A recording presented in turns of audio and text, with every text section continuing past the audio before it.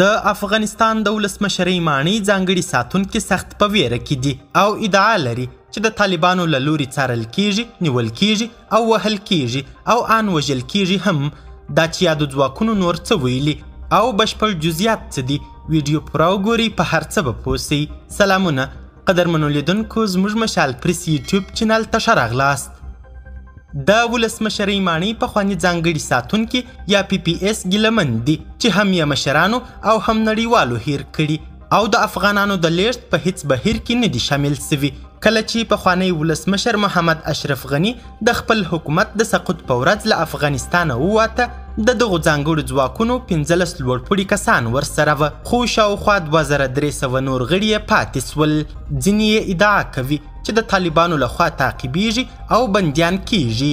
خیرخانو کور کې ژوند کوم، هم دلته ډیر شدید تهدید لاندې یو او زه اوس هم د دوی کور کې پټ یم او دلته بې سرنوشتي ژوند لرو، اقتصادي مشکلات هم ورسره او له هر شي نه مهم دلته امنیتي تهدید ده.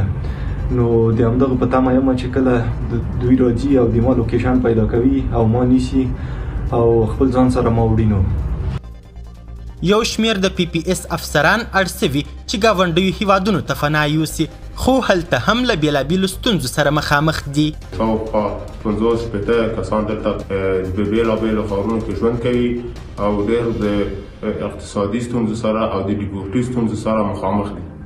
یو تعداد خارجیانو چې PPS سره همکاري درلوده، موږ ورسره تماس ونیوه تر څو چې موږ سره همکاري وکړي او دوی موږ ته وویل چې موږ تاسو سره هېڅ نوع همکاري نه کولی شو، دې لپاره چې تاسو موږ سره مستقیما کار نه دی.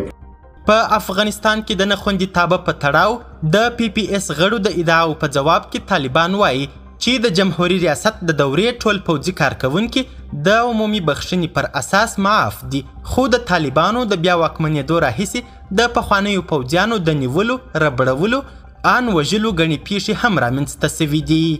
قدرمنو لیدونکو، د ویډیو له کتلو مو نړۍ مننه. د لا زیاتو او نورو لحظه پر لحظه خبري مطالبو لپاره زموږ همدغه مشال پریس یوټیوب چینل سبسکرایب کړئ. تر بیا او بلې ویډیو، ښه وخت، ښې چارې، د الله په امان.